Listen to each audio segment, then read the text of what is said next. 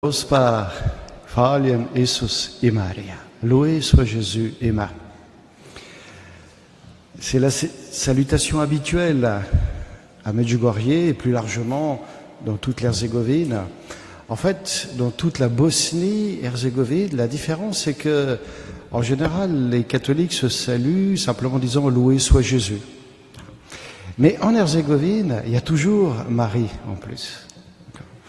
Et donc, je me permets de vous saluer par cette salutation habituelle des catholiques de ce pays. Et je suis très heureux de pouvoir être ce soir parmi vous, surtout que je retrouve des visages connus, certains que je m'attendais un peu à voir, d'autres que je me demandais est-ce que j'aurais la chance de les voir ou pas, comme par exemple le Père Marcel. D'accord. Et puis, une immense surprise, c'est de retrouver ici, en première ligne, Rose. D'accord. Ça fait, je pense, à peu près 30 ans qu'on se connaît avec le Père Jacques-François, et qui est décédé, donc d'heureuse mémoire. Et puis ce sanctuaire de Vandeville, où j'ai eu l'occasion aussi de venir dans mes tout débuts de la vie franciscaine, lorsque je n'étais que postulant, c'est-à-dire pas même novice. Et voilà, mon cheminement, j'étais loin de me douter que j'allais me retrouver donc maintenant chapelain des pèlerins francophones à Medjugorje. Medjugorje a toujours une grande place dans mon cœur, bien évidemment de par mes origines. Donc, je m'appelle Boris et je suis fils d'immigrés de Croatie et de Bosnie-Herzégovine. Donc j'ai grandi en France, c'est ce qui fait que je parle français, mais je n'ai pas de famille en France. Toute ma famille se retrouve soit au pays, soit ils ont émigré plus loin, beaucoup plus loin que la France, les États-Unis, l'Australie, et j'ai pas trop l'occasion d'aller les voir, je cherche pas non plus d'ailleurs, mais je suis quand même en contact avec eux. On a vraiment donc le sens de la famille.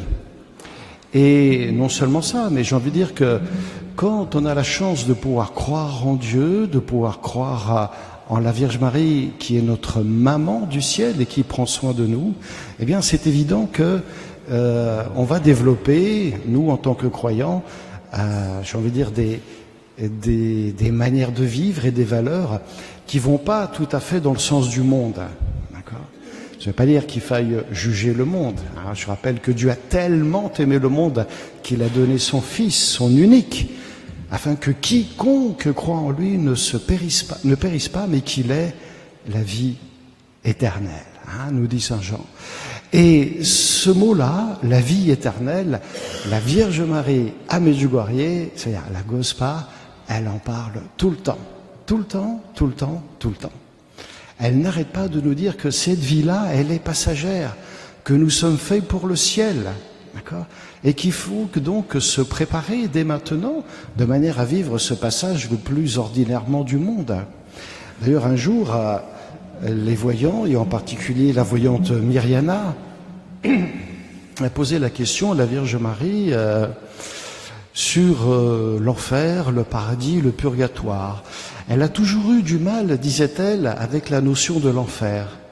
Et elle a même argumenté auprès de la Vierge Marie en disant ceci, mais si nous les hommes, on arrive à pardonner, et si quelqu'un, après avoir fait de la prison, est réintégré dans la société, pourquoi est-ce qu'il n'y aurait pas un pardon en Dieu pour ceux qui ont fauté? Et la Vierge Marie, en tant que très bonne pédagogue, donc lui a expliqué que Dieu jamais ne condamne personne. Par contre, il y a ici, sur cette terre, donc dans ce monde, des gens qui ne veulent pas de Dieu et qui passent leur vie contre Dieu, contre ses valeurs. Et la première d'entre elles, c'est évidemment l'amour. Et qui, de ce fait, déjà maintenant, sont en opposition et même haïssent Dieu. Et quand ils vont faire la rencontre avec le Dieu vivant, eh bien, ça va être eux-mêmes qui vont continuer dans le sens et ne vont pas choisir l'amour, le pardon, la miséricorde. Donc retenez bien ceci, c'est très important. Dieu ne condamne jamais, jamais personne. Il offre son amour, sa tendresse, sa miséricorde à tous ceux qui l'acceptent. Et ce qui veut dire que jamais nous ne devons désespérer du salut de quiconque, pas même donc du pire des criminels. Je suis pas en train de vous parler de Poutine, quoi, mais même, d'accord. Il faut jamais désespérer du salut de personne. Par contre, elle nous dit aussi que la plupart des gens aujourd'hui ne vont pas directement au ciel. D'accord. C'est qu'il y a besoin aussi de passer par une phase de purification, mais c'est la purification de l'amour, c'est le feu de l'amour. Et c'est ce qui fait que le purgatoire, ça aurait été presque plus beau de l'appeler caritatoire, d'accord? Parce que c'est la charité qui va nous brûler et qui va nous rendre donc aptes, capables de nous présenter devant Dieu en étant semblables à lui, quoi. C'est-à-dire débarrassés de tous nos égoïsmes et compagnie. Mais la Vierge Marie, elle dit aussi qu'il y a des personnes qui vont directement au ciel. Alors elle n'a pas dit que c'était la majorité, elle a dit que la majorité allait au purgatoire. Mais le ciel, certains y accèdent, et donc elle veut nous rappeler que c'est notre destinée finale. Nous sommes faits pour le ciel. Ça ne veut pas dire qu'ici sur Terre, il faille négliger notre existence, au contraire, puisque nous sommes appelés à vivre dans l'amour. Et c'est ainsi qu'on ressemble à notre Dieu, qui lui-même n'est que amour. Et à travers Jésus, donc, nous est donné le sens et la plénitude de l'amour. Jésus qui nous dit qu'il n'est pas de plus grand amour que de donner sa vie pour ceux qu'on aime. Donner sa vie pour ceux qu'on aime. Jésus, il n'a pas fait que de le dire. Tout ce que Jésus a dit, tout ce que Jésus a enseigné, il l'a d'abord vécu. Et vous voyez, ça veut dire que notre foi, elle est une vie de relation existentielle à notre Créateur qui nous a donné la vie par amour, mais qui nous invite aussi à demeurer dans son amour et à rayonner de son amour. Et ce n'est qu'ainsi que nous-mêmes nous trouvons le bonheur, c'est-à-dire quand nous déployons en nous nos capacités à aimer et que nous savons aussi que nous sommes en retour aimés. Tellement de gens cherchent le bonheur de manière tellement désordonnée, ne savent pas vraiment en quelle direction aller. Or, pour paraphraser quelqu'un, il suffit d'aimer. Il suffit d'aimer. Et la Vierge Marie, à Medjugorje, elle ne fait que déployer son amour maternel, mais qui est immense. Parce que je rappelle que Jésus nous l'a donné comme mère au pied de la croix, c'est « Voici ta mère », disait-il aux disciples que Jésus aimait, qu'il aimait. « Voici ta mère ». Et la Vierge Marie a pris son rôle de maternité spirituelle très très au sérieux. D'ailleurs, c'est pas un hasard s'il y a tellement d'apparitions mariales dans le monde. Et en général, là où la Vierge Marie apparaît, nous assistons à quelque chose de merveilleux, une éclosion d'amour et de vocation. Regardez Guadeloupe, par exemple. Nos frères missionnaires franciscains, quand ils étaient présents avant le début des apparitions, n'arrivaient pas à faire que quelques dizaines ou centaines de conversions par an. Il suffit que la Vierge Marie pose ses pieds, et là, les conversions, elles pleuvent. Quand on lit les témoignages de nos frères, ils disaient qu'ils n'arrivaient plus à lever la main à la fin de la journée, tellement ils avaient passé du temps à bénir. À bénir. Et Dieu veut nous combler de ces bénédictions. Et pour cela, donc, il nous donne aussi sa mère. À Guadeloupe, c'est tellement fort comme message. Elle dit à Juan Diego, « Ne sais-tu pas que je suis ta mère ?» C'est-à-dire que je prends soin de toi. Et donc, il faut faire comme l'apôtre Saint Jean dans l'Évangile. Il faut prendre Marie chez soi. Et là, on va vraiment ressentir cet amour, mais débordant qu'elle a pour nous. Combien de fois elle nous a dit à Medjugorje, si vous saviez combien je vous aime, vous pleureriez de joie. Et je pense qu'on a tous, plus ou moins, frères et sœurs, fait cette expérience de voir que nous avons un Dieu qui nous aime, et donc un Dieu qui prend soin de nous, qui se fait providence, et qui fait que nous n'avons pas vraiment à nous inquiéter de notre avenir. Le Seigneur est mon berger, je ne manque de rien, dit le psaume. D'accord ? Et même plus que ça, un peu plus loin dans ce même psaume, vous avez « Ma coupe est débordante ». Voilà, le Seigneur, c'est son projet, c'est de nous remplir de son Esprit Saint, de son Esprit d'amour, au point que ça déborde. Qu'on puisse dire de nous, comme on disait des apôtres après la Pentecôte, ils sont pleins Ils sont pleins de vin doux, ils étaient tellement pleins d'enthousiasme qu'on pensait qu'ils avaient bu. Mais en fait, ils étaient pleins d'Esprit Saint, tout simplement. Tout simplement. Et l'Esprit Saint, donc, fait que, d'une part, ils avaient peur de rien, ils étaient prêts à donner leur vie, d'accord, pour ce dont ils avaient été témoins, alors même que on sait très bien comment ils avaient été peureux et lâches au moment de la passion de Jésus. Voilà que d'un seul coup, ils sont remplis de cet esprit d'amour et ils offrent leur vie par amour. Et comment ne pas y voir une similitude très très forte avec les 6 voyants de Medjugorje. Vous savez, c'était pas des chrétiens extraordinaires. Peut-être qu'ils priaient moins que vous ici. Si je prends le cas simplement de Mirjana, vu qu'elle a grandi à Sarajevo, elle n'a pas bénéficié de ce même climat de prière que les autres voyants de Medjugorje. Elle connaissait à peine d'ailleurs le curé. Le curé, il venait d'arriver en septembre. Or, les apparitions ont commencé en juin, et en septembre, Mirjana était déjà à Sarajevo pour son école, le lycée. Elle n'était pas encore, n'avait pas fait encore d'études universitaires. Et comme elle le témoigne très souvent, elle dit « mais moi j'avais une vie très ordinaire d'adolescent de mon époque ». Et surtout que, à l'époque, c'était le système communiste. Alors certes, en Yougoslavie, dans l'ancienne Yougoslavie, il était moins fort qu'ailleurs parce que il y avait une certaine ouverture vers l'extérieur et peut-être que certains d'entre vous sont allés passer quelques vacances sur la côte adriatique, parce que c'est quand même une très belle côte. Je dis pas ça parce que je suis originaire de là-bas, mais quand même. Allez, je vous cite un poète irlandais qui disait que le bon Dieu, quand il a fini la création, il lui restait quelques cailloux dans les mains. Alors, il les a jetés dans la mer, c'est tombé là, d'accord, dans l'Adriatique. Et c'est ce qui fait que, alors aujourd'hui, malheureusement, il y a l'autoroute, on n'emprunte plus vraiment la route de la mer. Ceux qui l'ont fait depuis longtemps savent bien de quoi je parle, combien cette côte, elle est magnifique et combien elle nous invite déjà spontanément à louer le Créateur pour les merveilles de sa création, quoi. Et cette route, elle avait donc son sens et son utilité comme préparation spirituelle. Parce que si on s'en prend plein la vue déjà sur le plan naturel, qu'est-ce que ça va donner sur le plan surnaturel? Tellement les grâces sont abondantes à Medjugorje. Et c'est ce qui fait que, vous voyez, même ceux, par exemple, qui ne sont pas vraiment d'accord avec Medjugorje, sont obligés de constater que, objectivement, il se produit dans ce lieu des choses qu'on ne voit nulle part ailleurs. Alors, comme ils ne croient pas au côté surnaturel de Medjugorje, ils vont dire que c'est pas le fruit des apparitions. Ils vont dire c'est le fruit de la prière. Alors du coup, on a envie de le dire, mettez-vous en prière. Mettez-vous en prière. Et mieux encore, priez, jeûnez, lisez la Bible tous les jours, confessez-vous tous les mois, allez à la messe le plus souvent possible. Et c'est sûr qu'il y aura aussi des fruits en vous. Et autour de vous.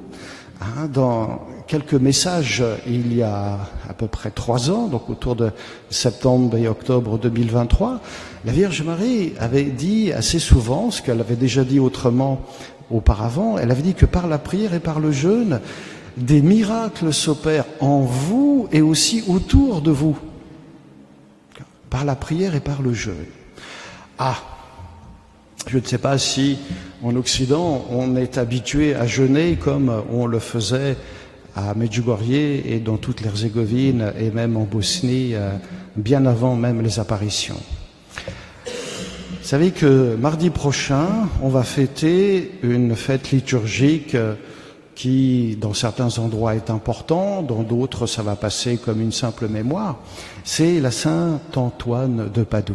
Je suis sûr que vous avez tous, à un moment ou à un autre, invoqué Saint-Antoine quand vous avez perdu vos clés ou même votre chapelet, peut-être, pour qu'il vous aide à le retrouver. Et en général, je dis bien en général, il se produit des choses mais étonnantes.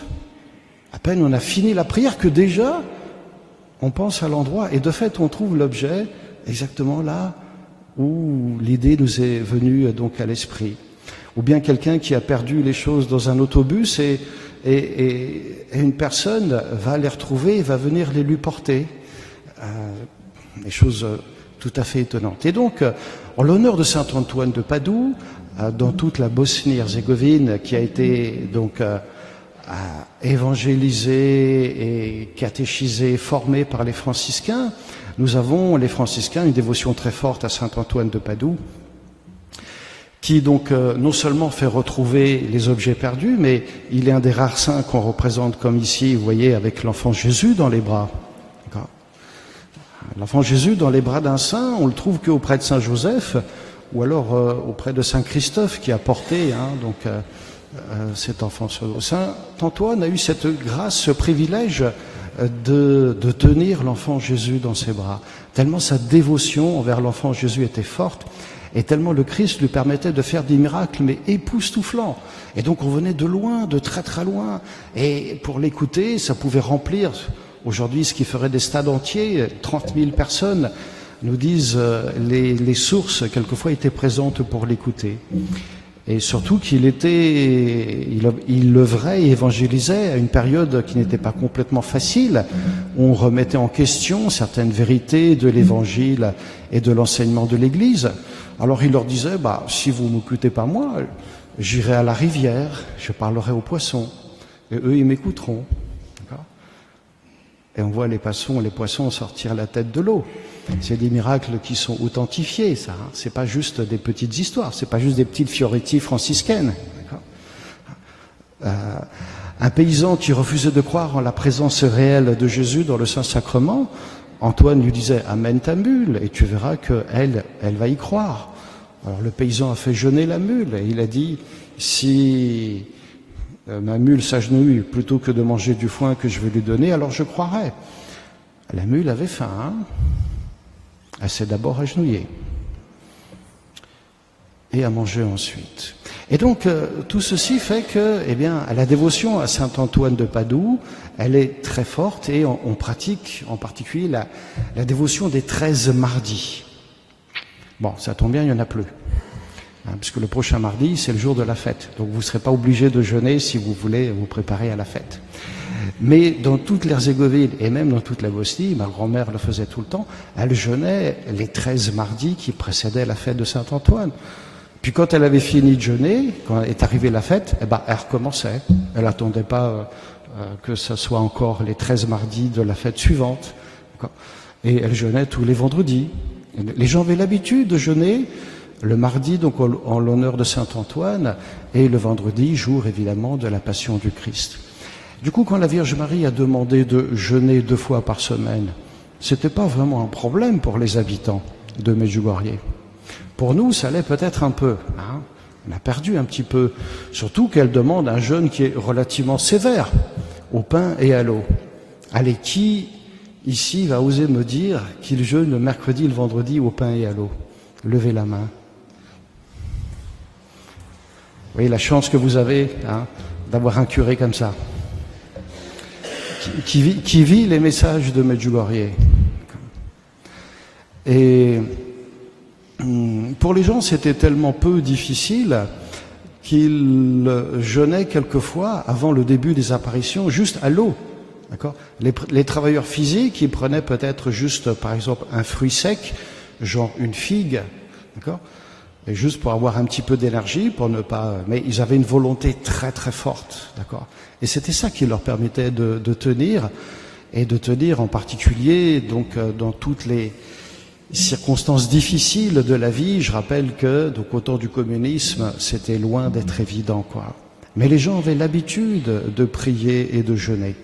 Ils n'avaient peut-être pas l'habitude de prier autant, parce que la Vierge Marie, vous avez vu que dans sa pédagogie, elle y est allée doucement. Elle a demandé à prier d'abord la plus belle des prières, le credo, je crois en Dieu. Les 7 paters, Ave Maria, Gloria Patri. Et puis ensuite, elle a dit, il faut prier un chapelet. Puis après, elle a dit, il faut prier tout un rosaire. Et au groupe de prière des jeunes qu'elle avait demandé, elle avait demandé de prier 3 heures par jour à des jeunes. suis pas sûr que les moins jeunes, ceux qui sont déjà un peu exercés à la prière, prient 3 heures par jour. Et un jour, une des voyantes a demandé à la Vierge Marie, mais pourquoi tu nous demandes de prier autant? Vous savez comment la Vierge Marie a répondu? Elle leur a dit, quand vous aimez quelqu'un, est-ce que vous passez votre temps à compter les heures que vous passez avec? Non. Vous êtes juste heureux de passer du temps avec, parce que vous aimez cette personne. Et elle nous invite donc à entrer dans cette relation d'amour avec Dieu. Je rappelle que c'est le pur évangile. Tu aimeras le Seigneur ton Dieu tout ton cœur, toute ta force, tout ton esprit, nous dit Jésus, en citant d'ailleurs une parole de l'Ancien Testament. C'était déjà écrit. La Vierge Marie, elle vient simplement nous redonner ce que l'Église offre déjà à travers les Saintes Écritures, mais elle nous invite à vraiment tout faire avec le cœur.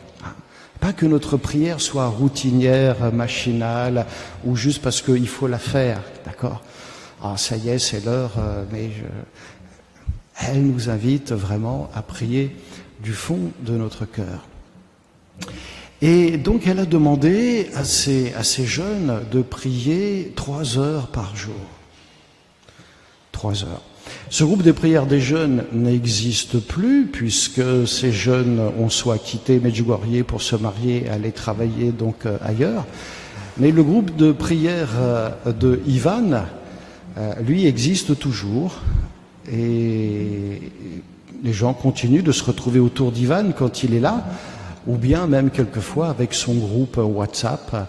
Donc quand il est aux États-Unis, puisqu'il est marié et qu'il vit là-bas, eh bien il y a des gens qui prient donc en union avec lui, et Ivan continue de recevoir des messages de manière quotidienne. Alors la Vierge Marie, elle pose, voyez-vous, ce même regard d'amour sur nous tous, en particulier sur tous ceux qui ont eu la chance de pouvoir venir à Medjugorje. Est-ce qu'ici, il y en a qui n'ont pas eu encore cette chance d'y aller? D'accord. Vous êtes relativement nombreux. D'accord. Les apparitions de Medjugorje ont ceci de particulier, c'est qu'elles ne sont pas entre guillemets réservées aux 6 voyants. Elle a commencé par leur dire, c'est moi qui vous ai choisi de manière tout à fait personnelle, et de fait, comme je vous parlais du communisme tout à l'heure, ce qui a surpris les communistes, c'est que ces 6 jeunes, et qui étaient des jeunes très ordinaires, d'accord, étaient prêts à donner leur vie pour témoigner de la vérité de ce qu'ils avaient vécu et de ce qu'ils annonçaient, puisque on les a pris soit pour des fous, soit pour des drogués, soit pour des gens qui cherchaient à se mettre en valeur, à jouer les vedettes, etc. Mais eux, rien de tout ça, quoi. Ils témoignent simplement de la pure vérité, quoi. Et on avait beau les menacer de tout, d'accord, de les enfermer pour le reste de leur vie dans un asile psychiatrique. On les a on les a mis dans une morgue avec des morts qui venaient de mourir là, qui étaient là, quoi, juste pour leur faire comprendre qu'ils allaient subir le même sort, pour leur faire peur, quoi. Mais rien ne les arrêtait, d'accord. Des gens très ordinaires, d'accord, et qui d'un seul coup, parce qu'ils l'ont vu, c'est comme dans les Actes des Apôtres, quand les apôtres sont arrêtés, enfermés, qu'on leur dit de ne pas prêcher le nom de Jésus, eux ils répondent, nous ne pouvons pas ne pas dire que nous l'avons vu ressusciter. Nous ne pouvons pas. Il y a une double négation, nous ne pouvons pas ne pas le dire. Il s'est passé la même chose avec ces 6 jeunes. Et puis à partir de l'année 1984, la Vierge Marie, elle a complètement élargi le cercle de ceux qu'elle appelle. Elle a commencé à donner des messages, le 1er mars 1984, à la paroisse de Medjugorje, en disant également qu'elle avait choisi cette paroisse. J'ai choisi spécialement cette paroisse et je désire la guider vers la sainteté. Auparavant, elle avait dit aux paroissiens, convertissez-vous, afin que ceux qui viennent ici puissent aussi se convertir. Donc ils ont une sacrée responsabilité. Mais ils sont aussi, appelés à vivre les messages dans toute leur plénitude, dans tout ce que ça peut avoir quelquefois d'exigeant, parce qu'elle veut faire d'eux aussi des apôtres. Et le troisième cercle, encore plus large, eh bien, chers amis, c'est vous. C'est tous ceux qui, justement, ont eu l'occasion de venir. Certains sont venus de nombreuses fois, comme par exemple Pierre, ici présent, qui aujourd'hui est venu sans sa moitié, mais je suis sûr que sa moitié prie pour nous.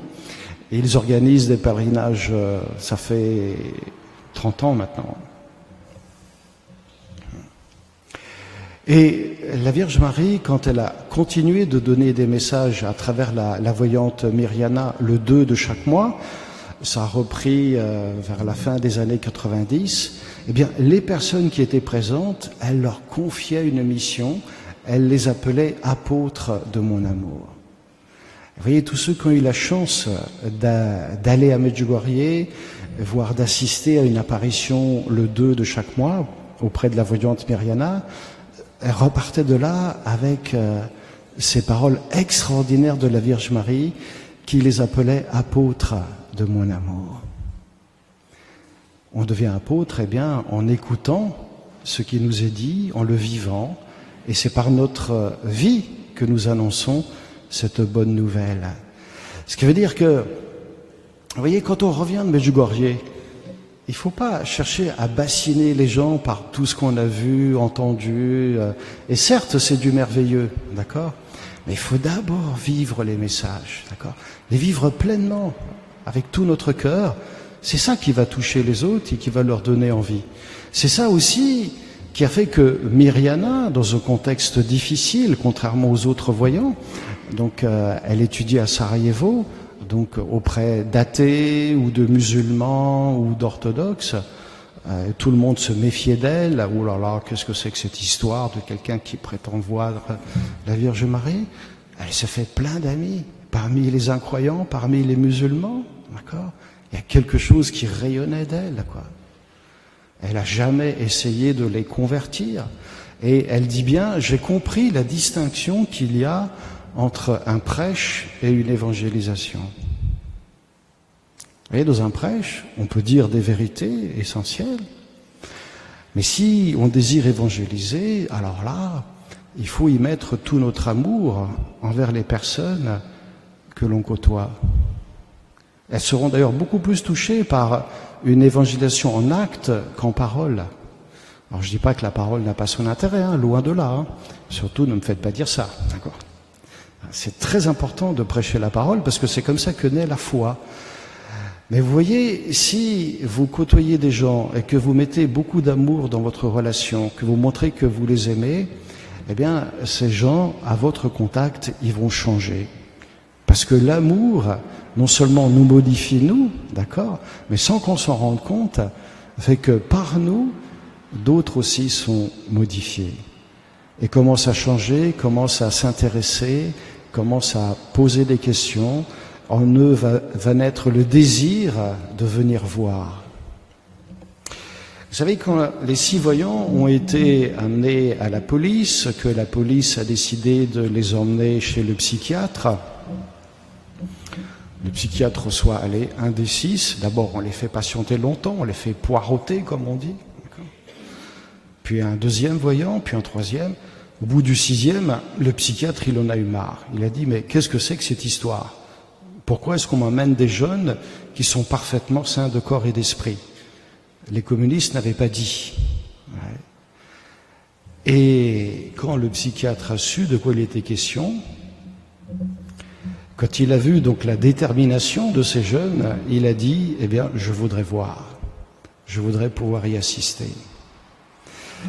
Et pareillement pour une sociologue qui devait faire une petite étude sur eux, très certainement pour discréditer tout ceci. C'est exactement le contraire qui s'est passé. Exactement le contraire. C'est qu'elle a elle-même voulu venir voir. Les voyants lui ont permis de mettre sa main sur l'épaule de la Sainte Vierge. Elle a dit, il y a quelque chose ici. Donc on ne sait pas très bien ce qu'elle a ressenti, mais elle a compris qu'il y avait une présence, et ça a bouleversé sa vie. Juste parce que les 6 voyants avaient répondu à ces questions mais avec beaucoup d'amour. Et vous savez, quand les communistes avaient interdit aux voyants de sortir de chez eux, d'accord, il y avait des policiers en faction devant leur maison,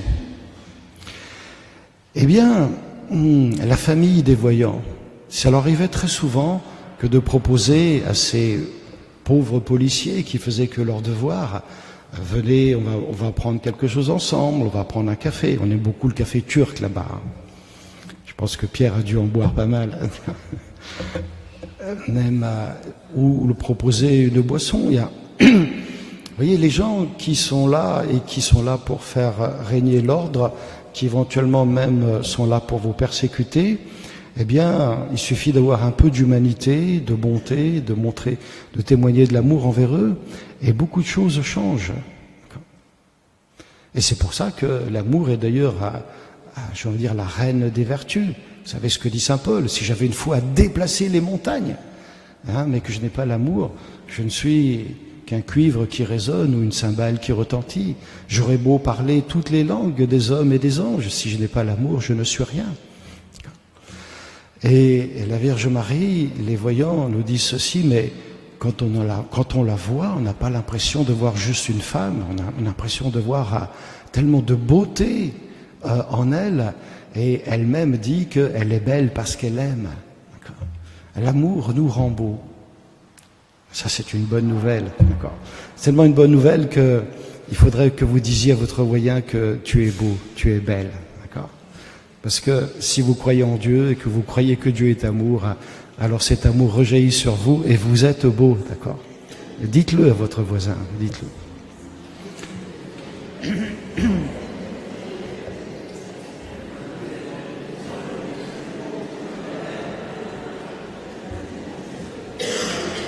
Saint Jean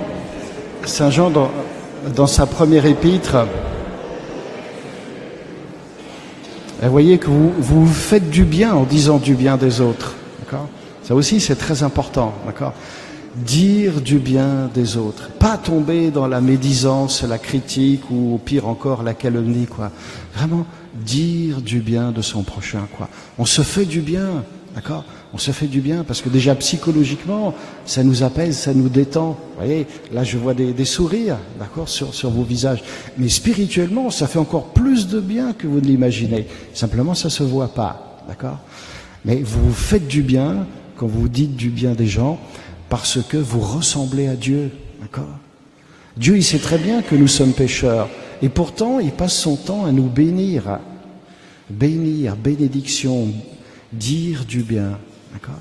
C'est-à-dire que Dieu, il n'attend pas qu'on soit parfait pour dire du bien de nous. D'accord?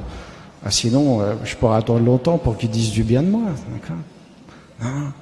Il nous bénit alors même que nous sommes pécheurs. Pourquoi? Parce que nous sommes d'abord ses fils et ses filles bien-aimés. D'accord? Qu'il veut combler de ses bienfaits. Et il veut nous apprendre aussi à lutter contre le péché. C'est évident, parce que le péché détruit l'homme. Donc à l'inverse, quand vous dites du mal des gens, quand vous êtes dans la médisance, la calomnie, la critique ou je ne sais trop quoi, vous faites du mal. Soyez-en persuadés, chers amis. De manière à repousser ceci, à ne pas tomber dans ce piège un peu de la facilité de dire des choses dans le dos des personnes, surtout des choses pas bonnes. D'accord? Parce que non seulement la situation ne va pas changer, mais vous faites pas du bien, vous faites du mal quand vous parlez ainsi.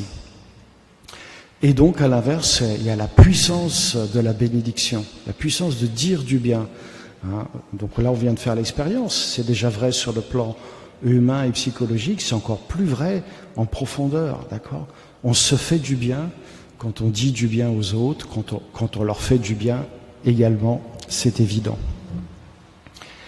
Et donc, déjà, la voyante Myriana, elle a su comme ça, donc, attirer énormément de gens à elle, simplement en étant ouverte, en étant disponible, alors même qu'on la soupçonnait de je ne sais trop quoi. Et pareillement pour les familles des voyants, je vous le disais, qui étaient capables d'accueillir chez eux les policiers, les militaires. Certains pourtant étaient venus avec des chiens méchants et dangereux, quoi. Et leurs cœurs ont été touchés. C'est aussi une des parties qu'il faut pas oublier, quoi. C'est que, voilà, la bonne nouvelle s'est répandue, et elle s'est répandue parce que elle est aussi tombée d'abord dans des cœurs qui étaient aimants et qui étaient ouverts, d'accord, et qui étaient ouverts parce que la Sainte Vierge nous éduque à ça. Et vous savez, l'ancienne Yougoslavie, c'était un État multiethnique. Allez, je vais vous donner un petit moyen mnémotechnique, vous allez comme ça facilement retenir. C'était 6 républiques dans lesquelles il y avait 5 peuples, où on parlait 4 langues. C'est-à-dire que sur les billets de banque, c'était écrit la valeur dans les 4 langues, où il y avait 3 religions, 2 alphabets en vigueur, cyrillique et latin, et un parti. 6 républiques, 5 peuples, 4 langues, 3 religions, 2 alphabets et un parti. D'accord. Eh bien, la Vierge Marie, dans un des messages, elle a dit « Vous n'êtes pas chrétien si vous n'aimez pas vos frères orthodoxes, si vous n'aimez pas vos frères musulmans, ou si vous n'aimez pas ceux qui vous dirigent, en l'occurrence les communistes, qui ont fait tellement de mal, d'accord, tellement de mal, mais eux aussi nous sommes appelés à les aimer, tout comme les premiers chrétiens, frères et sœurs, priaient pour leurs persécuteurs. Et les persécuteurs, dans les débuts du christianisme, c'était des bourreaux qui n'allaient pas de main morte, hein. Et c'était d'ailleurs ceci qui faisait que le christianisme, dans ses débuts, s'est rapidement propagé. C'est qu'ils voyaient des croyants qui n'avaient pas peur de la mort, d'une part, et deuxièmement, qui étaient capables d'aimer comme ils n'ont jamais vu ça. On disait des premiers chrétiens, c'est Tertullien qui nous le rapporte, « Voyez comme ils s'aiment ». Voyez comme les chrétiens s'aiment entre eux. D'ailleurs, est-ce que Jésus nous dit autre chose dans l'Évangile? Jésus n'a-t-il pas dit « C'est à ce signe que tous vous reconnaîtront pour mes disciples ». D'accord ? Au signe de l'amour mutuel que nous aurons donc les uns pour les autres. Et la Vierge Marie, elle vient nous aider à vraiment, d'une part, accueillir pleinement l'amour de Dieu dans notre cœur pour que, eh bien, nous puissions capables d'aimer justement tout autour de nous, y compris les personnes avec lesquelles nous avons le plus de mal. Et nous, les prêtres qui confessons quand même beaucoup à Medjugorje, nous voyons aussi combien les gens ont du mal, non seulement à aimer, mais par exemple à pardonner. Vous savez, quand vous avez été un peu blessé, donc voilà, la blessure, elle peut encore faire mal des années ou des décennies après. Or, pourquoi est-ce que Jésus va nous demander quelque chose qui est tellement difficile, voire impossible pour certains? C'est parce qu'il veut nous faire la grâce d'y arriver. Vous voyez, ça veut dire qu'il nous demande d'abord d'ouvrir notre cœur pour que nous recevions la miséricorde et l'amour de Dieu et que nous devenions capables à notre tour de pardonner et d'être miséricordieux. Vous voyez, cette phrase de Jésus, « Soyez miséricordieux comme le Père est miséricordieux », elle est impossible pour nous, frères et sœurs. Elle est impossible à vivre sans une aide, une grâce particulière du Seigneur. Et à Medjugorje, on est témoin de tellement de choses belles et extraordinaires, tellement de réconciliation qui nous font dire que les miracles les plus importants, finalement, ce sont des miracles intérieurs qui se produisent. Tellement de gens ont non seulement décidé de pardonner, mais tellement de gens ont décidé de mener une vie nouvelle, c'est-à-dire de renoncer au péché et de vivre dans l'amour. Et ceci est un magnifique chemin donc de sainteté. Si Jésus, miséricordieux, nous demande d'être miséricordieux à notre tour, et c'est pas une option dans l'Évangile, c'est soyez, c'est un impératif, soyez miséricordieux comme votre Père est miséricordieux. À chaque fois que Jésus nous demande quelque chose d'impossible, c'est toujours, frères et sœurs, parce qu'il veut nous faire la grâce d'y arriver. C'est pareil par rapport à l'amour des ennemis. Qui peut me dire que ça lui est naturel que d'aimer son ennemi? C'est pas naturel. D'accord ? Et donc pourquoi Jésus nous le demande?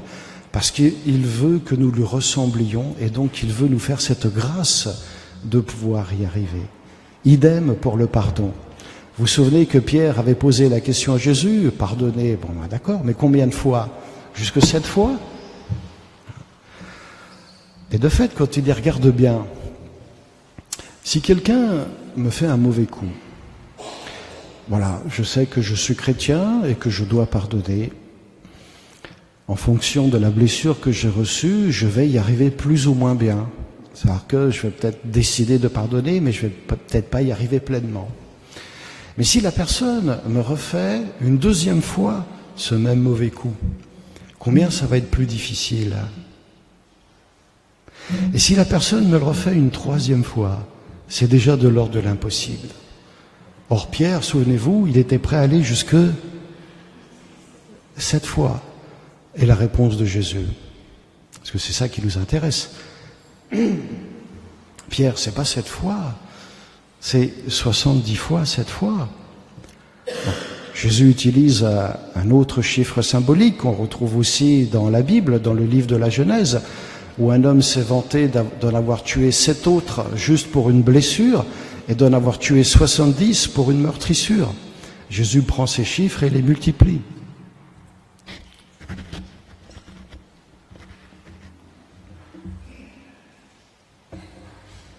Ça fait du bien.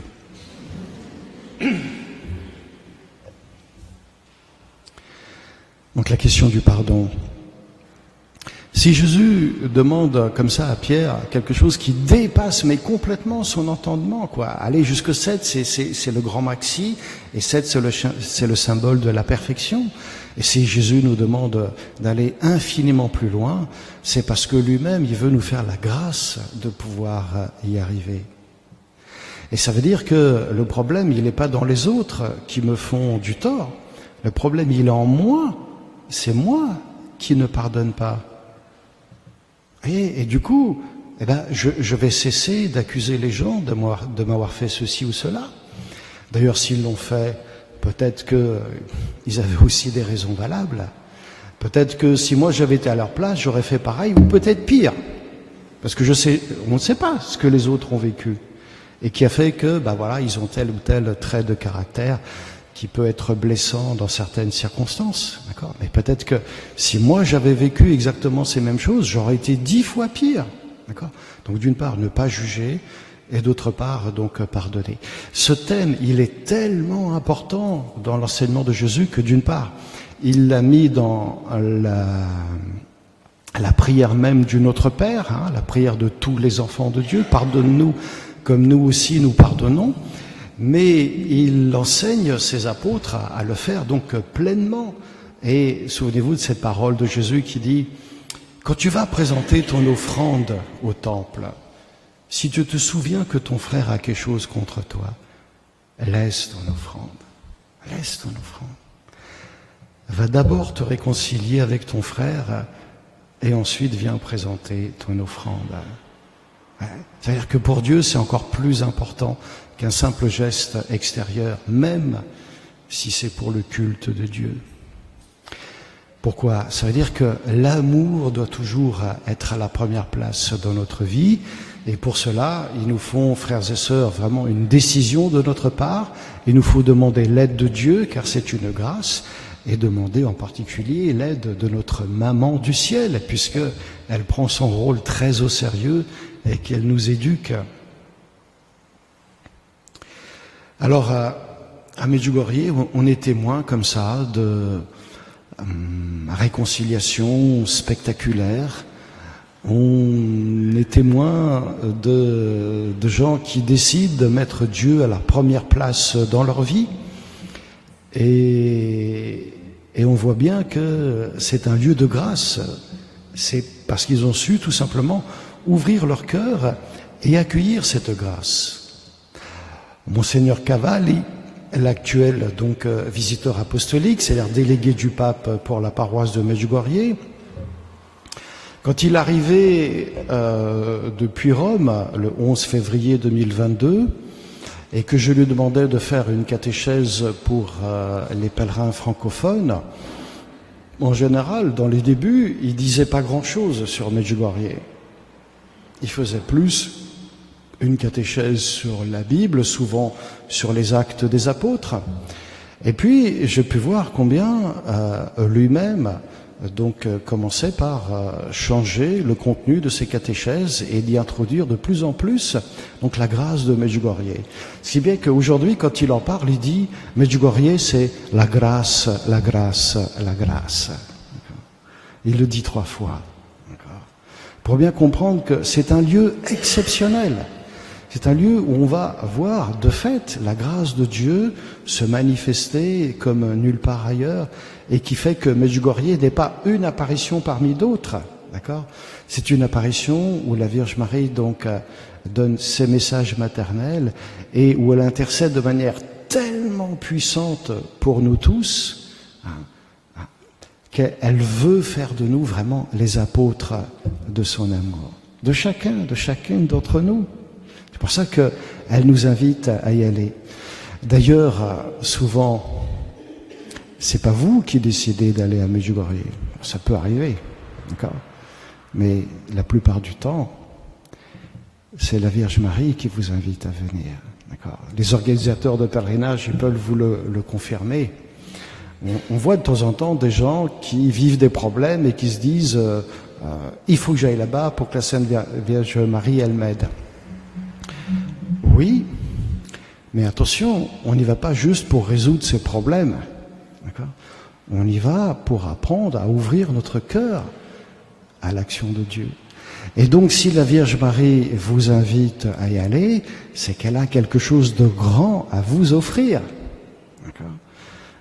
Quelque chose qui est de l'ordre d'un cadeau de son cœur immaculé et maternel, et qui fait que vous allez vous sentir aimé là-bas comme jamais. Et même ceux qui ne font pas forcément l'expérience d'un amour de Dieu très fort envers eux, ce qu'ils ressentent de manière très forte à Medjugorje, c'est ce climat de paix. Quand je vois des pèlerins qui viennent de loin, par exemple de Tahiti, de Nouvelle-Calédonie, et des gens qui n'ont pas forcément beaucoup de moyens, donc ils ont économisé pendant des années, quelquefois toute une décennie pour pouvoir venir, et ils en profitent pour faire différents lieux de pèlerinage en Europe. Ils viennent à Medjugorje, mais ils veulent aussi aller à Rome, ils veulent aller à Lourdes ou à Fatima. Et quand ils viennent à Medjugorje, ce qu'ils me disent, c'est ce qu'on ressent ici, c'est nulle part ailleurs. Il y a tout près de la maison de Vitska un Palestinien qui s'appelle Khaled, que peut-être certains connaissent. Alors lui, il me dit, mais la Terre Sainte, c'est plus la Palestine et Israël, la Terre Sainte maintenant, c'est ici. Pourquoi? Parce que c'est ici que la Vierge Marie vient se poser. C'est ici qu'elle donne des paroles qui viennent du ciel.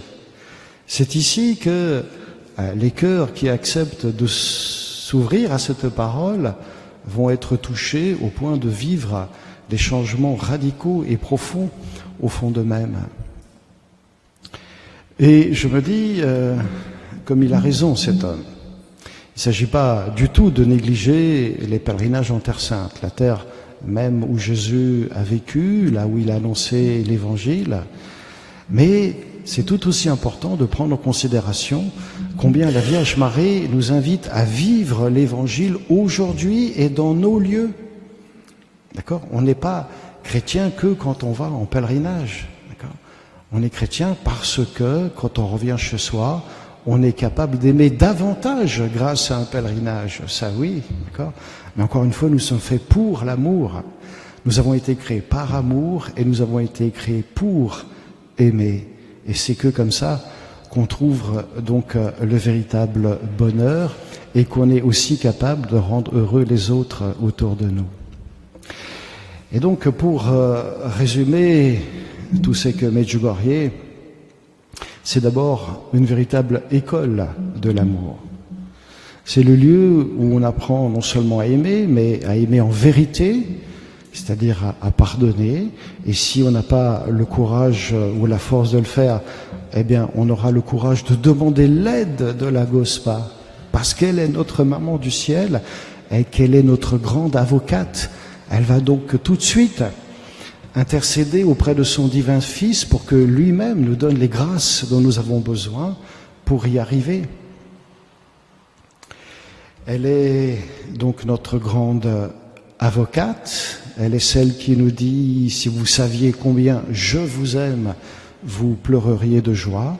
Et elle est aussi celle qui nous invite à vivre notre vie chrétienne pleinement, c'est-à-dire dans l'amour, à prier avec amour, à jeûner avec amour, à célébrer la messe par-dessus tout, donc avec amour. On ne vient pas à la messe juste parce que c'est une obligation, non, on vient à la messe pour rencontrer Jésus vivant qui par amour se donne à nous et qui nous invite nous-mêmes à devenir donc Eucharistie. Elle nous invite à jeûner par amour. Alors, j'avais commencé par vous parler de Saint Antoine et du jeûne le mardi. Peut-être que certains se demandent, en particulier parmi ceux qui n'ont pas eu encore l'occasion d'y aller, pourquoi jeûner le mercredi, comme le demande la Sainte Vierge? Le vendredi, je pense que c'est clair pour tout le monde. Oui? Non? Oui. Bien sûr. Jour de la Passion du Seigneur. Alors, quand on lit les évangiles, on voit que le jeûne a une certaine place.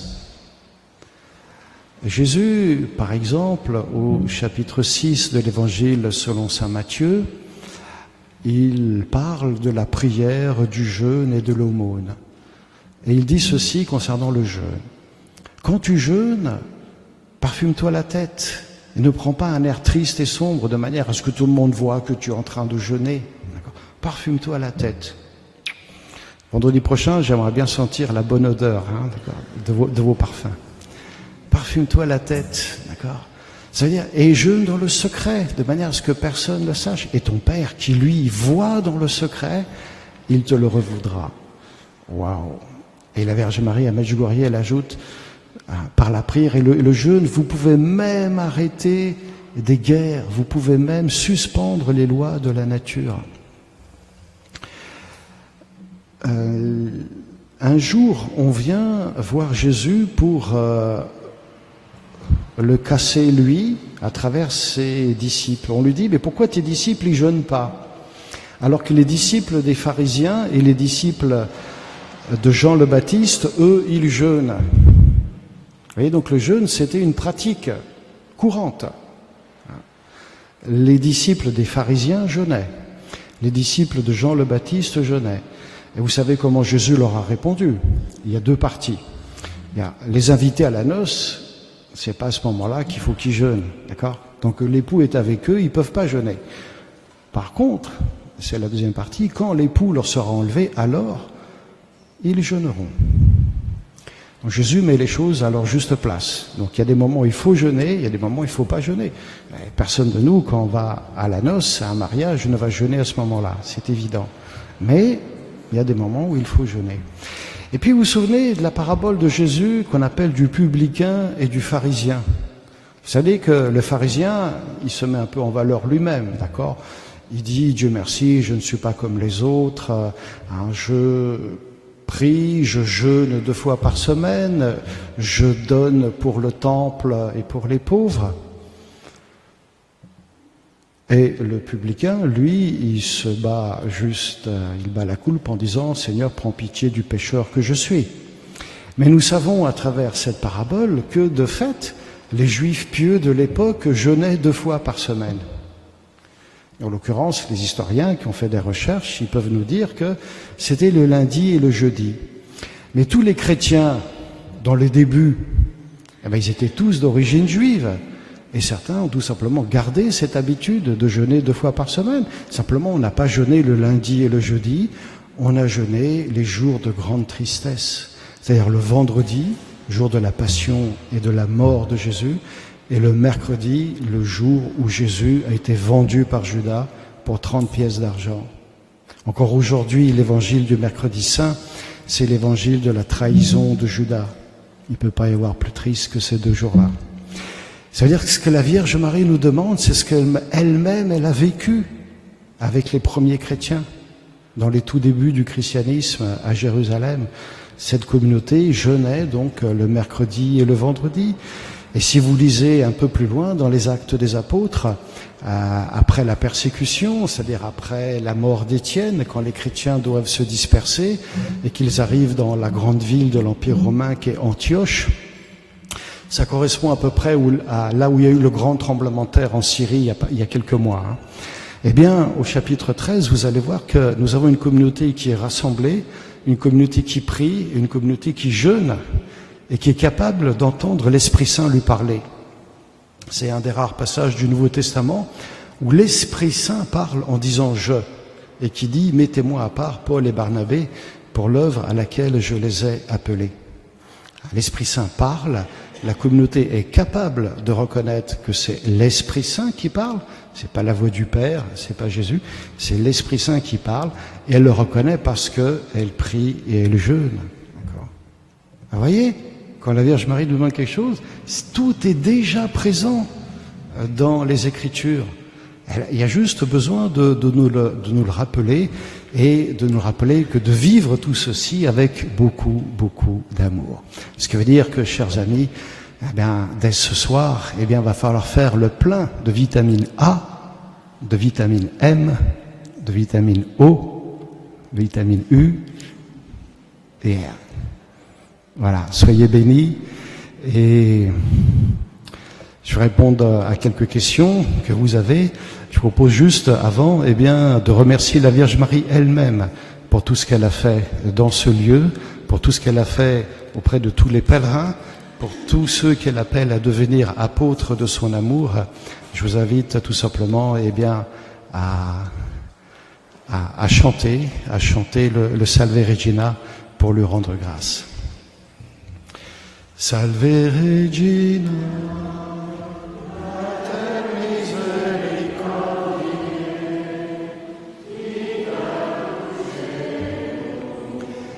Et spes nostra salve, te clamamus, Deus Filii Eve, a te suspiramus, gementes et flentes, in ac lacrimarum vale. Ergo advocata nostra, Dios tuos misericordia, a nos converte. Jesum, benedictum fructum ventris tui, nobis post hoc exilium ostende. O clemens, o pia, o dulcis Virgo Maria.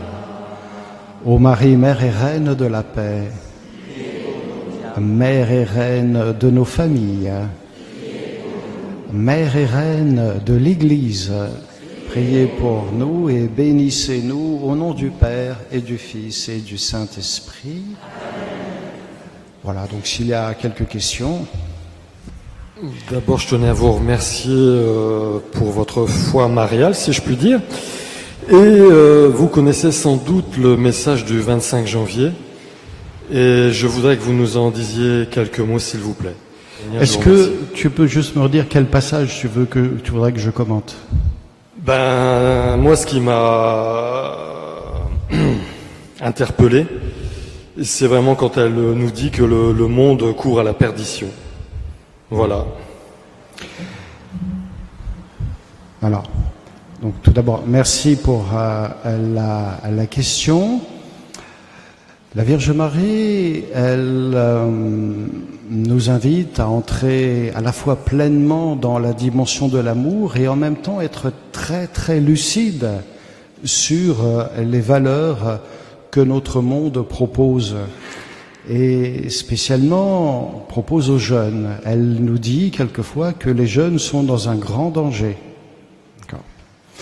Et nous savons qu'il y a beaucoup de choses qui peuvent éloigner le cœur des jeunes de Dieu. Le sexe, la drogue, l'alcool, les addictions à l'Internet et aux jeux vidéo ou je ne sais trop quoi. Il y a vraiment beaucoup de choses et c'est ce qui fait que, eh bien, si le cœur de l'homme, de manière générale, n'est pas vigilant, eh bien, on risque de se laisser entraîner, surtout que les vents aujourd'hui sont vraiment très contraires. Et pareillement, la Vierge Marie nous dit que ce monde aujourd'hui a fait le choix de ne pas suivre Dieu. C'est-à-dire, il a d'autres valeurs qu'il nous propose et ces valeurs, elles peuvent entrer en conflit avec ce qui vient de Dieu. Et c'est pourquoi elle nous dit que tout ce qui ne vient pas de Dieu, ça va à la perte, à la perdition, parce que le terme, ce n'est pas le salut de l'âme. Et elle vient nous rappeler que non seulement le ciel existe, mais que nous sommes faits vraiment pour le ciel. Et que donc il faut faire les bons choix dans nos vies. Parce que d'une part, les vents aujourd'hui sont très contraires, mais aussi parce que, il ne faut pas oublier non plus ce terme-là, qui est très important. En général, je n'en parle pas en premier, mais justement en second, c'est qu'il y a aussi l'action de l'ennemi, en l'occurrence de Satan, d'accord, qui fait qu'il trouve sa seule joie, j'ai envie de dire, dans le fait d'écarter les hommes de Dieu et de proposer autre chose à la place. La Vierge Marie, dès le début, a dit « Attention, Satan a essayé de prendre possession d'une partie de mon plan. Je vous invite cette semaine à prier avec davantage de ferveur pour que ces plans n'arrivent pas à terme. » Il y a donc un danger qui est réel et en même temps, j'ai envie de vous dire, et à toi personnellement et à chacune d'entre nous, en me mettant dedans, c'est vraiment notre confiance en Dieu qui est fondamentale. D'accord ? Alors, pour reprendre le psaume de tout à l'heure, même si je traverse les ravins de la mort, ou même si je suis attaqué par les forces de mort et les forces du mal, je ne crains aucun mal car tu es avec moi. Vous voyez, c'est là-dessus qu'il faut construire sa vie. Sur la certitude d'avoir Dieu qui est présent à nos côtés, qui chemine avec nous et qui en plus de ça donc nous envoie sa mère pour nous guider. En fait, j'ai deux questions. Vous avez dit, merci déjà pour tous les rappels que vous nous avez faits. Et aussi, vous nous avez dit qu'il est important de prendre Marie chez nous. Qu'est-ce que vous voulez dire prendre Marie chez nous? On a tous certainement une statue de Marie, mais est-ce que c'est prier le chapelet chaque jour? Voilà, c'est ma première question. La deuxième question, c'est par rapport à l'offrande et au pardon. Donc la parole de Dieu est pour nous aujourd'hui. Est-ce que aujourd'hui cette parole retentit? Par exemple, je suis à la messe, je donne mon offrande à la quête. Est-ce que mon offrande est valable entre guillemets si je me rappelle que voilà, je dois faire la paix avec mon mari véritablement parce qu'il y a eu un souci ou avec mon voisin? Je vais pas quitter la messe, mais est-ce il serait pas bon juste après d'obéir à la parole du Seigneur d'une manière ou d'une autre aujourd'hui? Eh bien, je fais mon offrande pendant la messe, mais après, je fais tout pour me réconcilier. Est-ce que voilà. Très bien. Merci aussi pour ces deux questions qui sont très très importantes. Donc, je citais le passage de l'Évangile selon saint Jean, où l'évangéliste nous dit qu'au pied de la croix de Jésus se trouvait sa mère et le disciple que Jésus aimait. La première des choses qui est surprenante, c'est qu'il n'y a aucun prénom qui est donné. On nous dit la mère de Jésus était là et le disciple que Jésus aimait. D'accord. Alors, ceci est très certainement volontaire. D'ailleurs, nulle part dans l'Évangile, selon saint Jean, on ne sait comment s'appelle la mère de Jésus. Heureusement qu'on a les synoptiques. Saint Jean, il dit toujours la mère de Jésus était là, à Cana ou au pied de la croix. D'accord.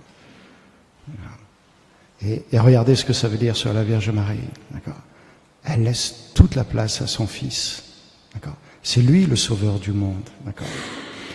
Et en même temps, elle reçoit de ce Fils cette phrase, « Voici ton Fils ». Donc la première des choses qu'il faut bien comprendre, c'est que nous sommes enfants de Marie dans la mesure où nous consentons à accueillir cette phrase que Jésus lui donne et qui est aussi pour nous une parole de vie. Surtout que Jésus ensuite va dire aux disciples qu'il aimait, « Voici ta mère ». Et alors, là j'en profite pour dire quelque chose par rapport aux Écritures et à nos frères croyants, chrétiens, protestants. En général, ils connaissent les Écritures beaucoup mieux que nous. En général, je suis sûr qu'il y a des exceptions, qu'ici il y a des gens qui prennent vraiment le temps de lire la parole de Dieu tous les jours. Mais je me dis, il n'y a aucune raison, d'une part, qu'ils connaissent la parole de Dieu mieux que nous, surtout que la Vierge Marie, à Medjugorje, elle nous dit, encore une fois, avec toute sa pédagogie maternelle, mettez la Bible bien en évidence chez vous, c'est-à-dire pas dans un tiroir ni dans une bibliothèque. Mettez-la bien en évidence pour qu'en la voyant, vous soyez incités et invités à la lire tous les jours et en famille. Voilà ce qu'elle nous dit. La Bible, ce n'est pas un roman, c'est pas quelque chose qui est sorti de la tête d'un homme. C'est pas non plus un recueil des événements qui se sont produits il y a 2000 ans. C'est une parole vivante que notre Dieu nous adresse pour que l'homme vive de la plénitude de vie. D'accord ? C'est-à-dire que cette parole, il faut l'accueillir pour ce qu'elle est. Dieu lui-même qui se donne à nous dans sa parole. Jésus le dira de manière explicite, mes paroles sont esprit et elles sont vie. Elles communiquent la vie. Et dans ces paroles, nous trouvons aussi donc voici ta mère. D'accord ? C'est Jésus qui nous donne sa mère. Et si on regarde bien, c'est en croix, c'est le dernier cadeau que Jésus fait à l'humanité. D'accord ? Voici ta mère. Et donc, la suite, c'est à partir de ce moment, le disciple l'a pris chez lui. Et ce disciple que Jésus aimait et dont nous ne connaissons pas le nom, ça veut dire que chacun de nous peut s'identifier à ce disciple que Jésus aimait et chacun de nous est invité à prendre Marie chez soi. Et ça veut dire beaucoup plus que simplement réciter un chapelet. D'accord ? Ça veut dire avoir une relation vivante également avec la Vierge Marie comme notre maman. D'accord ? Notre maman du ciel. Je suis sûr que vous aimez beaucoup votre maman, même si elle n'a pas été parfaite. Il n'y a pas de parents parfaits. D'accord ? Eh bien, combien plus il faut encore aimer notre maman du ciel, parce que elle nous aime de cet amour infini. Encore une fois, si vous saviez combien je vous aime, vous pleureriez de joie. Et, vous voyez, c'est ça, prendre Marie chez soi, avoir vraiment cette relation vivante avec elle et pouvoir tout lui confier. D'accord ? Comme un petit garçon qui rentre de l'école, je sais pas, il s'est fait taper dessus, il va demander à sa maman de le consoler, ou alors il a eu une mauvaise note, il va dire maman, faut que tu m'aides, quoi. Il faut surtout pas hésiter à demander l'aide de la Vierge Marie, parce qu'elle prend vraiment son rôle de mère des hommes et de mère de l'Église, donc très au sérieux. Quand vous avez des problèmes, demandez à la Vierge Marie comment elle s'y prendrait, elle, pour les résoudre et qu'elle vous inspire. Deuxième partie de la question. Alors, il y a ce qu'on vit à l'église et au culte et ce qu'on doit vivre au quotidien de notre vie. Les deux, quelquefois, ne sont pas parfaitement en harmonie, peut-être parce que il y a des peurs, peut-être parce qu'il y a des réticences. On n'ose pas s'abandonner pleinement, on n'ose pas mettre toute notre confiance en Dieu, on a confiance en quelque chose qui nous paraît assuré, les biens matériels, l'argent, les possessions, les maisons, les terrains, je ne sais trop quoi. C'est là qu'il faut toujours regarder dans l'Évangile. Dans l'Évangile, vous trouverez non pas des réponses toutes faites, vous trouverez toujours des sources d'inspiration pour votre quotidien. D'accord ? C'est pas un recueil donc de maximes toutes prêtes à être appliquées. Ce sont des paroles vivantes. Et l'Esprit Saint qui est à l'origine de ces paroles, c'est aussi lui qui va vous inspirer.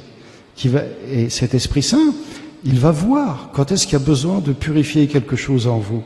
Il va voir quand est-ce qu'il y a besoin d'illuminer votre conscience ou votre intelligence pour que vous apportiez une solution à vos problèmes, d'accord? Et il va aussi, eh bien, évidemment, c'est même son rôle majeur, il va embraser notre cœur, d'accord, pour le rendre plus semblable au cœur de Jésus, et c'est-à-dire nous rendre capables d'aimer, de pardonner, etc. Quand on n'y arrive pas, ça veut dire qu'il faut toujours demander l'aide de l'Esprit Saint. La Vierge Marie à Medjugorje, elle dit, d'ailleurs, quand on a l'Esprit Saint, on a tout. C'est-à-dire qu'il ne faudrait pas que l'on prie l'Esprit Saint juste une neuvaine avant la Pentecôte, d'accord? C'est-à-dire que tous les jours, il faudrait demander que l'Esprit Saint vienne éclairer nos choix, éclairer nos consciences et nous aider donc à aimer davantage. Autour de moi, des gens croyants souffrent beaucoup de la perte d'un être proche, mère, père, et effectivement, je ressens, même à mon niveau, j'ai du mal à les aider pour que les personnes aient moins ces souffrances, en leur disant, de là-haut, ta maman veille sur toi. Et effectivement, ma question, c'est quelles sont les recommandations que vous faites à ces personnes qui ont perdu un être cher, pour leur permettre, dans leur vie de tous les jours, de moins souffrir de la perte de cet être. Question qui touche, je pense, beaucoup de personnes. Je disais à l'instant que, vous voyez, l'Évangile n'est pas un recueil de maximes toutes prêtes à être appliquées, et que le personnage principal, celui qui a inspiré les auteurs de l'Évangile, qui a inspiré l'Église dans ses débuts, est aussi celui qui va nous aider, nous. Il va nous inspirer et nous permettre de donner les réponses appropriées qui peuvent être très diverses. Vous voyez, saint Paul, déjà, il disait « Pleurez avec ceux qui pleurent et soyez dans la joie avec ceux qui se réjouissent ». Donc il nous invite déjà, en premier lieu, à une certaine forme de compassion. Et rien que ceci, c'est quelque chose de tout à fait fondamental. Compassion, c'est-à-dire souffrir avec. Les gens, quand ils se sentent rejoints dans leur souffrance, c'est déjà pour eux une consolation, mais qui est énorme. Et la deuxième chose, c'est que si vous sentez que ces personnes, justement, votre compassion est déjà suffisante, n'essayez pas de vous risquer à quelque chose de plus. D'accord ? Par contre, demandez toujours effectivement l'aide de l'Esprit Saint, quoi. Hein. Mais votre simple présence, donc compatissante, est une manière d'évangéliser. La deuxième chose, c'est que si nous-mêmes, nous sommes vraiment bien conscients de cet au-delà qui nous attend et qui est tellement plus beau que tout ce qu'on peut imaginer ici sur Terre, comme nous disent les voyants. Il y a des voyants, vous savez, à Medjugorje, qui ont pu visiter le paradis. D'accord ? Il dit, c'est indescriptible pour nous. Le plus beau endroit qu'on peut imaginer sur Terre, ça n'a rien à voir avec la beauté sublime du paradis, quoi. Et il s'agit pour nous, donc, de savoir donner une parole qui soit une parole d'espérance. D'accord ? C'est-à-dire que tout ne s'arrête pas avec cette vie. Ceci est vraiment fondamental, et j'ai l'impression qu'on en a un peu perdu le sens en Occident. D'accord ? On a fait, par exemple, du christianisme une religion du social, ce qui est vrai. D'accord ? C'est très important qu'il y ait de l'entraide, de la solidarité, de la fraternité. Mais tout ne s'arrête pas là. D'accord ? Comme dit Jésus, des pauvres d'ailleurs, vous en aurez toujours, mais moi, vous ne m'aurez pas toujours. D'accord ? Et donc, le plus grand service que vous pouvez donner à ces gens-là, c'est de leur offrir une parole d'espérance, celle qui viendra dans votre prière. D'accord ? Et donc, c'est pas des réponses toutes faites. Il y a des fois, il n'y aura pas besoin. Il y a des fois, il faudra rien dire. Il faut laisser l'Esprit Saint agir. Merci beaucoup, Boris. Je crois qu'on peut l'applaudir. C'était un cadeau de t'avoir avec nous.